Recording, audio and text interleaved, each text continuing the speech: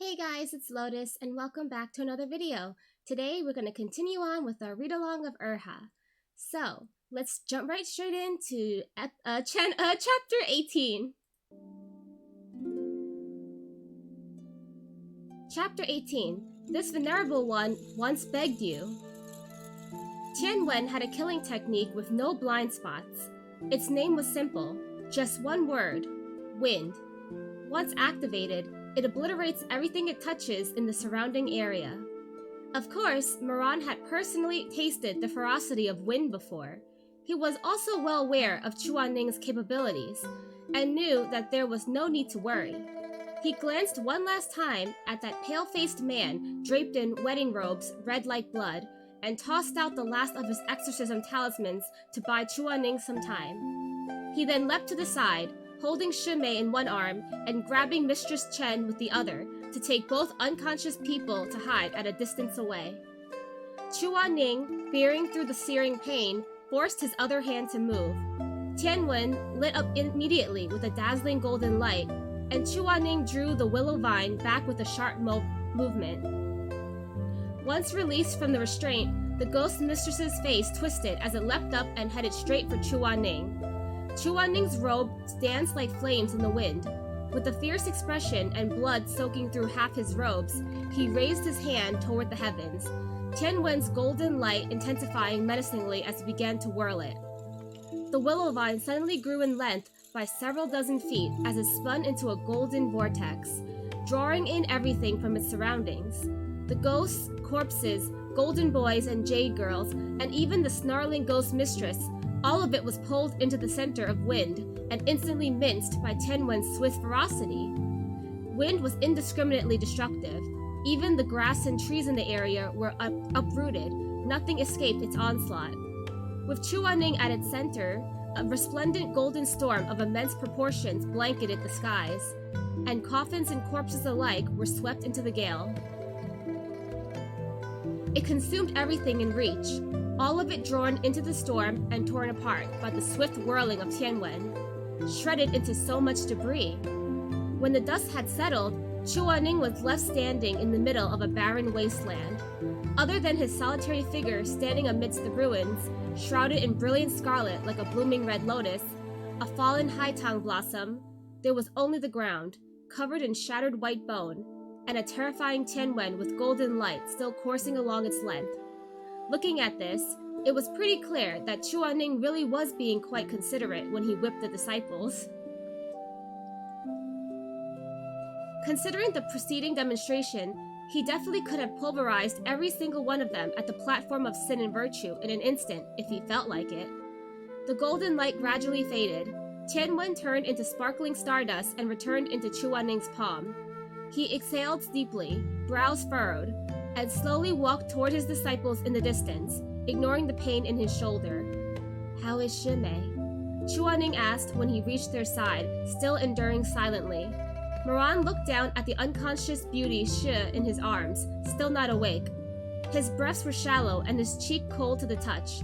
This scene was much too familiar, a nightmare that Moran once could not escape in life or death. That time, Shimei had also been lying in his arms, just like this, when he gradually stopped breathing.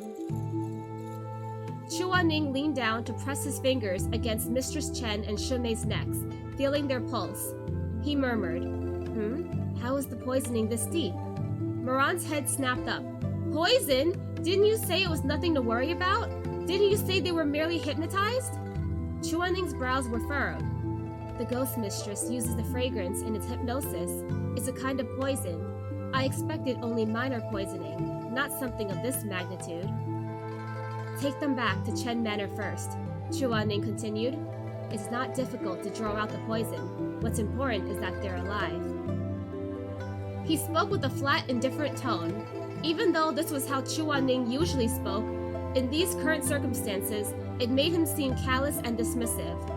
Moran was violently thrust back into his memories of the snowstorm that year, when he'd knelt in the snow, holding Shimei in his arms as his life drained away bit by bit. His face had been stained with tears, and he screamed himself hoarse as he begged Chuanning to turn around to spare his disciple a glance, begged Chuanning to lift a hand and save his disciple's life. but what had Chuaning said then? In a dismissive voice with an impassive tone, like so. Just like this, he had refused the only time Moran had ever knelt and begged in his life. Amidst the falling snow, the person in his arms had gradually grown cold, like the snowflakes that fell on Moran's shoulders and clung to his eyelashes. That day, Chuaning had killed 2 disciples with his own hands. One was Shi Mingjing, who he could have saved but had not. One was Mo Weiyu, whose heart had drowned in grief as he knelt in the snow. His heart was suddenly overcome with dread, with viciousness, with unreconciled malice and savagery that slithered like a snake. For an instant, he felt a violent urge to close his hands around Chuaning's neck, to shed this amiable disguise and bear his demonic appearance, to turn into a vicious ghost from the past life and tear into Chuaning's flesh, wring some answers, exact his revenge. Revenge for the lives of those 2 helpless disciples in the snow. But when he looked up, his gaze landed on Chuaning's blood-stained shoulder. The bestial roar died in his throat. He didn't make another sound as he stared at Chuaning's face with a gaze bordering on hatred, but Chuaning didn't notice. After a while, Moran lowered his head to look at Shimei's pale face. His mind grew blank. If something happens to Shimei again, then... The person in his arms suddenly let out a fit of coughs. Moran startled, heart quivering. Shimei slowly opened his eyes and murmured in a soft, feeble voice, Ran? Yes, it's me! Relief and joy washed away all of his anxieties. Moran's eyes opened wide as he pressed a hand to Shimei's cold cheek, eyes flickering over him. Shimei, how are you feeling? Does it hurt anywhere? Shimei smiled lightly, expression soft. He looked around. How did we get here? Did I pass out?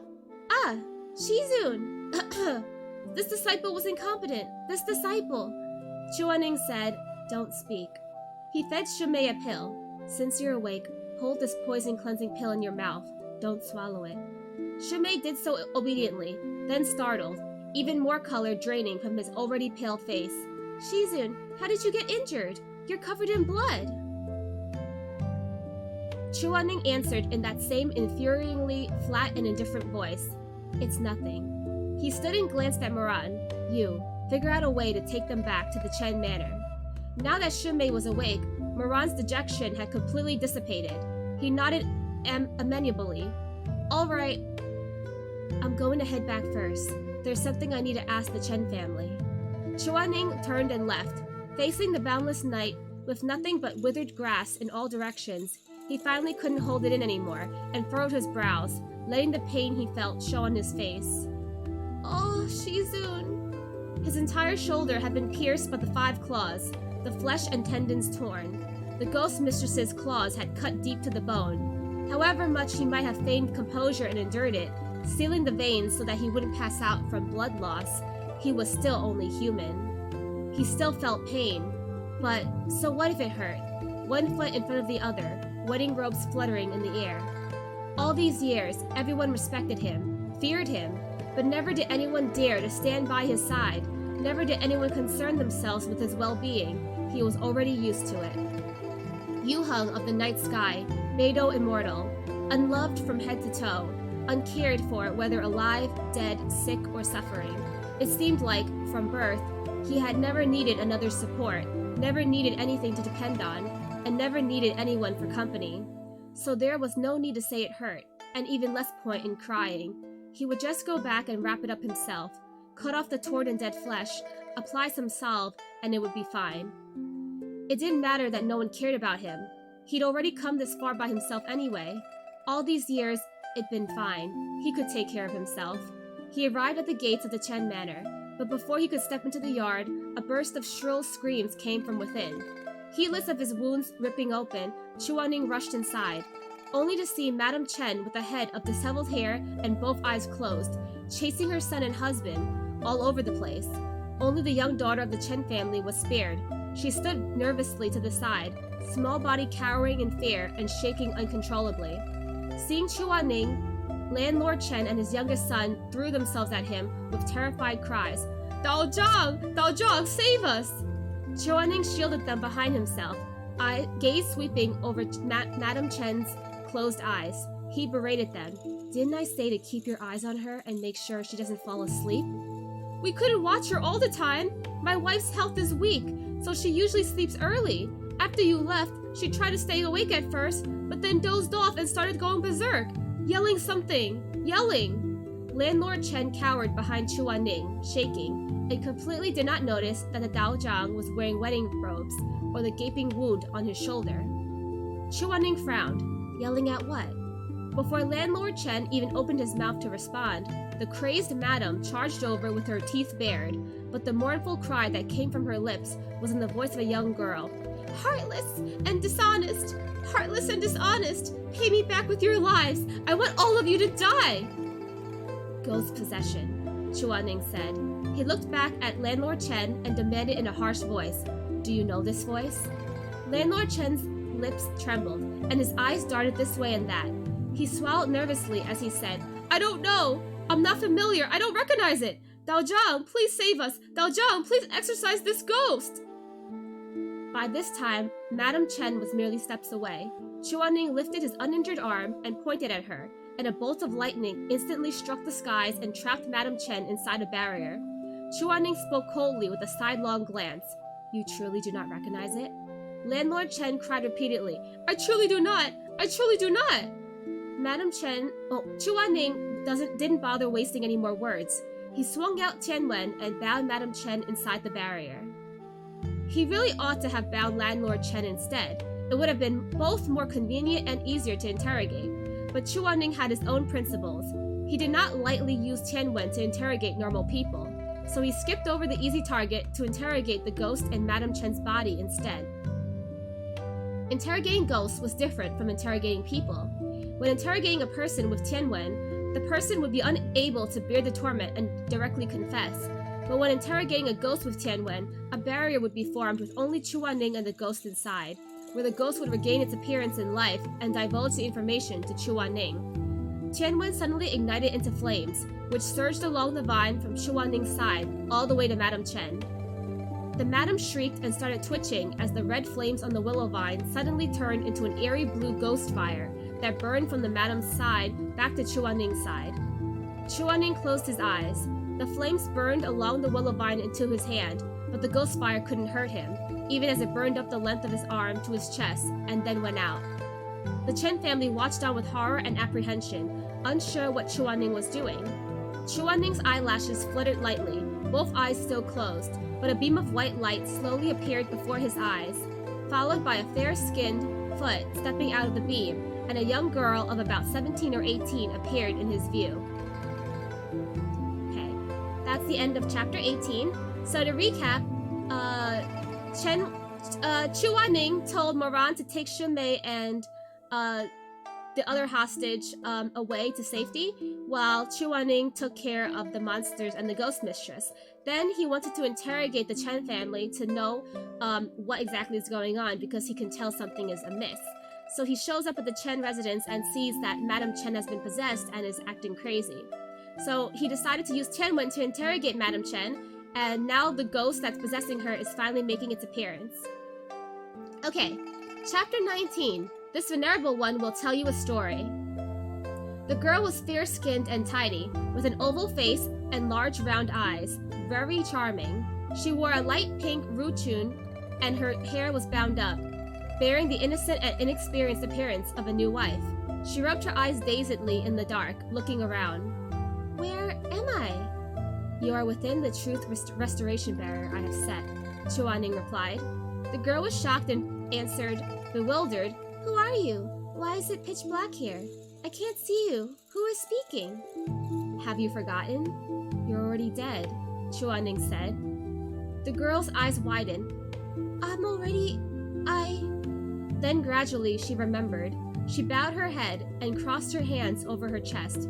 There was no undulating beat there. She awed softly and murmured, I'm already dead. Only souls can come to this truth restoration barrier. Hatred is erased here. Those who have passed, no matter if they've transformed into a menacing ghost or a regular ghost, they will maintain the character and appearance of when they were alive. Hence, truth restoration. Stunned, the girl was lost in thought for a moment, as if she was gradually recalling her past life in the world. Then, suddenly, she lowered her face and started weeping silently. "Do you have grievances?" Chuaning asked. The girl's voice was thick with tears. "Are you the king of the underworld? Or are you the greeter of the dead? Are you here to bring me justice?" Chuaning rested a hand on his temple. I'm not the king of the underworld, and neither am I the greeter of the dead." The girl wept softly. Chuaning remained silent for a while and didn't speak, waiting until she brought herself together before he spoke again. "However, I am certainly here to bring you justice." Hearing this, the girl looked up. Though her breathing was still labored, she exclaimed in both joy and anguish, "You really are the Lord King of the Underworld!" Chuaning decided not to continue that subject with her and asked instead, "Do you know what you've been doing here after you died?" "I don't know. It's not clear. I only remember I was very sad. Very sad. I wanted revenge. I wanted to find them. Then I wanted to find him." When souls were first aroused, there would be many things they could not recall temporarily, but that was fine. Chuaning asked patiently, "Who did you want to find?" The girl replied softly, "My husband, Chen Bo-huan." Chuaning was taken aback. Chen Bo-huan? Wasn't that the name of the eldest son of the Chen family? "What is your name? Where are you from?" he asked. Tianwen's powers filled this world of illusion behind the barrier, and most of the deceased who came within would converse with Chuaning truthfully and honestly. Thus, the girl responded, "This lowly one is named Lo Xianxian from Butterfly Town. Before I came,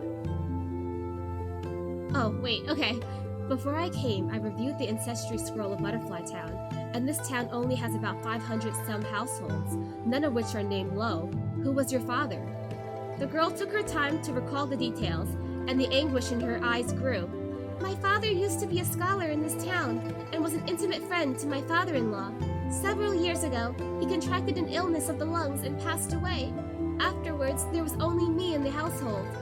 "What did you die for?" The girl was taken aback, then wept harder. "Other than death, I had no other path. They deceived my papa and made him leave behind the secret formula for the fragrance. They also beat me and yelled at me, threatened me, made me leave Butterfly Town. I'm a weak woman. Where else could I have gone? I have no other relatives left in this world. The world is so big, but where could I go? Other than the land of the dead, where else would take me in?" Once her memories of the past life returned, her heart seemed to brim with endless sufferings and anguish, anxious to tell another. Even though Chuaning did not pursue any further inquiries, she slowly continued to speak on her own. It turned out that this Lo Xianxian had lost her mother when she was very young, and through her papa's words, she learned that she had an elder brother. However, her brother had gone missing during a riot in the lower cultivation world, and they'd never seen him again, and did not know if he was alive or dead. When her brother went missing, she hadn't yet reached 1 year of age, had still been wrapped in swaddling clothes. Later, when she tried to remember this elder brother of hers, she still couldn't recall any impressions. The House of Lo thus only had Xianxian and her father left, the two depending on each other to survive. They drifted everywhere before finally building a small house in Butterfly Town where they settled.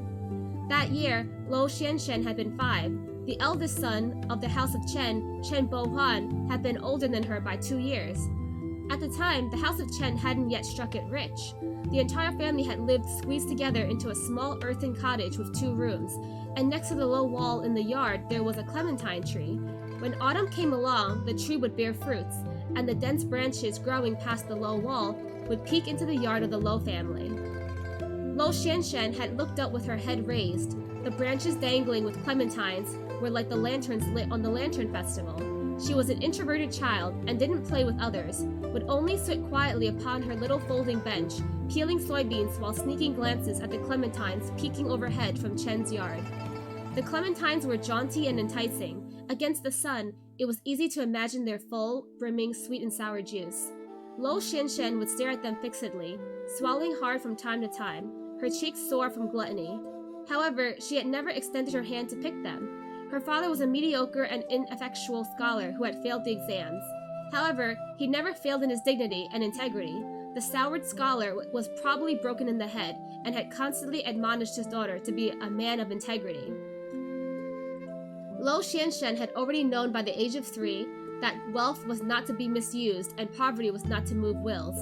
Her eyes might be greedy, but her hands had never come close to an inch of those clementines. One night, taking advantage of the moonlight, Lo Xianxia sat in the yard to wash clothes, humming as she worked. Her father's health wasn't great, and he'd long since gone to rest. Impoverished children learn to take care of households early. The little girl had her sleeves rolled up, her thin little arms soaked in the wooden bucket, cheeks puffed out as she rubbed and kneaded with vigor. Suddenly, a hoarse coughing noise came from the front door, and a young man, covered in blood, stumbled in, glaring at her. The little girl was petrified, so much so that she even forgot to scream. The young man's face was covered in blood and grime, yet his brows were strong and handsome. The two of them watched each other, one big and one small, frozen in their places. Finally, the young man couldn't hang on anymore, and slowly slid down a wall and into a sitting position. His breathing was laborious as he croaked, "Gives me some water." Maybe it was because that young man didn't have the looks of a villain, or perhaps it was Lo Xianxia's own kindness. But although she was afraid, she still ran inside and filled a teapot and brought it to the lips of the young man. The young man didn't hold back either, and gulped down the water soundly. When he'd finished, he wiped at the corners of his lips, eyes lifted to stare at Lo Xianxia's charming face. His gaze was a little intent, but he didn't say a word. He didn't speak, and so Lo Xianxia didn't speak either. She only blinked at him anxiously, staying at a distance she deemed safe. Holding her hands, not too close and not too far away, looking over this stranger. "You look a lot like someone I once knew." The young man's lips suddenly curled up, his eyes curved into crescents as he smiled coldly at her. With all that blood on his face matching that smile, he looked somewhat savage, especially the eyes, big and round. It just makes people want to dig them out, poke them through with a finger and swallow them whole, one by one. Such terrifyingly sinister words were so bland and casually said, and there was even a little laugh to go with them. Lo Xianxia shivered even harder and covered her eyes without thinking. "Heh, what a smart little girl," the young man said. "Keep covering your eyes like that. Don't stare at me. Otherwise I can't say what my hands will do." When he spoke, his tongue curled. His accent was from the north. Moonlight spilled in the yard. The young man was licking his cracked lips when he suddenly spotted the clementine tree in the yard. For some reason his eyes lit up, his pupils shimmering brightly, but that glow didn't last before it faded. He rubbed his chin, then gestured. "Little girl. Lo Xianxia, ... Pick a clementine and peel it for me." Lo Xianxia finally moved her lips to speak, her voice tiny and quivering, but without hesitation as she said, "Da Gaga, that fruit tree doesn't belong to my family. It's someone else's. I can't pick it." That young man was taken aback. He seemed to remember something again, and his face slowly turned dark. "If I said pick, then go pick. I want to eat clementines, so go pick them for me right now." The last bit was growled out aggressively, like the sound had been gnawed into pieces between his teeth before they were spat out. Lo Xianxia was shaking from fright, but she still remained stubbornly where she was. The little girl had a soft personality, but her spine was as extremely rigid as her father's. "I won't." That young man suddenly squinted his eyes, arched his nose, and his expression changed like the weather. "Foul wench, do you know who you're talking to?" If you want water, I'll pour you some. If you want food, there's some in the house too. But the clementine tree doesn't belong to my family. I can't pick it. Papa said to take without asking is to steal. I'm a man of integrity. Wealth is not to be misused. Poverty is not to move gills." In the midst of nervousness, she misspoke and said gills instead of wills. A tiny little girl playing pretend, her face red and puffy, stubbornly hanging on to the teachings of her father, sputtering and stuttering, dumping everything she wanted to say, yet under the intense gaze of that young man, she was actually trembling so hard her feet were crossed. That young man was silent. If it wasn't for the wrong timing, hearing from the lips of this kid, and a little girl kid at that, the words, "To take without asking is to steal, wealth is not to be misused, poverty is not to move wills, and I am a man of integrity," he really wouldn't be able to hold back his laugh. But he couldn't laugh. Instead, there was a violent, soaring anger trampling within his chest like so many horses, stomping on his heart. "I hate people like you the most, the so-called..." Holding onto the wall, he shakily rose to his feet, words squeezing out from his lips. Man of compassion, man of integrity, man of charity, heroes. Under the terrified gaze of Lo Xianxian, he painstakingly shuffled his injured feet and went beneath the clementine tree. He raised his head, sniffling at the scent of clementines, with greedy yearning. Then a hateful crimson flashed in his eyes, and before Lo Xianxian knew what was happening, he climbed onto that tree and started violently shaking it, kicking it, knocking at it, beating it. Branchfuls of clementines were soundly shaken off the tree, tumbling to the ground, rolling to the side. The smile of that young man was twisted as he yelled recklessly. So much for taking without asking is stealing. So much for wealth is not to be misused. So much for strength is not to be exploited. Daga, what are you doing? Please stop! Dad! Papa! Lo Xianxian hadn't wanted to call for her father, who was weak in health, a scholar with no strength in his body. Even if he'd come out, there wasn't much he could do. Still, she was a little girl after all. Having held on to this point, she was finally scared and breaking down. What are you yelling for? If your dad comes out, I'll chop him down too! The little girl was terrified. Tears welled up in her big, round eyes. The Chen family next door had gone to visit relatives in the neighboring village, and so no one of the family was home. There was no one around to stop this little lunatic. The little lunatic shook until all the clementines had fallen from the tree, but even then his madness couldn't be stopped, and he stomped heavily on the ground, crushing many of the fruits. Then, with a sudden aggression and using a burst of strength from who knew where, he leapt up and flipped into the Chen's yard, found an axe, and chopped down the tree. Then he flipped back over and laughed heartily. He laughed and laughed, then stopped abruptly and squatted down. He started spacing out, his eyes unfocused. Suddenly, he twisted his head over and beckoned Lo Xianxian over. Little girl, come here. Lo Xianxian didn't move. She stayed where she was, shuffling her little cloth shoes embroidered with yellow flowers. The young man saw that she was hesitating and softened his voice, speaking with as much kindness as he could muster. Come, I've got something good for you. I don't want to. No, I'm not coming over. Lo Xianxian mumbled, but before she could finish her sentence, that young man erupted in rage again. If you don't come here right this instant, I'm gonna go into your house and chop your dad into minced meat. Lo Xianxian shuddered violently, and finally, little by little, she shuffled towards him. That young man looked askance at her. Hurry up, I ain't got time to watch you do the Yanko dance. Lo Xianxian drew closer to him, head bowed. When she was still a few steps away, he suddenly reached his hand out and yanked her over. Lo Xianxian let out a squeal, or tried to, because before the sound could leave her mouth, it was shoved back inside by an object. The young man had stuffed a clementine in her mouth, unpeeled and unwashed, still covered in mud. How could Lo Xianxian possibly eat a clementine with just one bite? The young man forcefully stuffed it in. The clementine ripped as it was crushed against her. Juice and mud smeared over half her face. The lunatic was still cackling, squishing the fruit on her face, trying to shove it past her tightly shut lips. Aren't you a man of integrity? Weren't you not going to steal? Then what are you eating right now, huh? What are you eating right now? No, I don't want it. Papa! Swallow it. The young man's eyes curved into crescents, and he stuffed the last bit of fruit into Lo Xianxian's mouth. His eyes shone darkly as he said, chilling and cold, swallow the goddamn thing. The young man watched Lo Xianxian as she was forced to swallow the clementine, sobs choking from her throat as she cried for her father weakly. He was quiet for a moment, and then he suddenly smiled. That smile was more terrifying than his savage expression. He ruffled Lo Xianxian's hair, satisfied, and said warmly as he continued to squat there. Why call Papa? Shouldn't you call Da Gaga? Is the clementine Gaga gave you sweet? Is it good? Then he picked up another one from the ground. This time, he didn't try to force it into her mouth. Instead, he attentively peeled off the skin, even picking out the white fibers sticking on the meat before he wiped his hands. Pulled out a piece and brought it to Lo Xianxian's lips. He said with a chiding, gentle voice, If you like it, then eat some more. Lo Xianxian understood that today, she'd run into someone who was mentally disturbed. Left without any choice, she bowed her head and wordlessly munched on the clementine that the lunatic passed over. Its sweet and sour juice diffused in her throat, causing turbulent waves in her stomach. The young man continued to squat there, feeding her clementines piece by piece, seeming to be in a good mood again, even humming a tune. His voice was rough and coarse like a damaged basket with breeze blowing through the holes, fuzzy and unclear, but some of the words floated into Lo Xianxian's ears.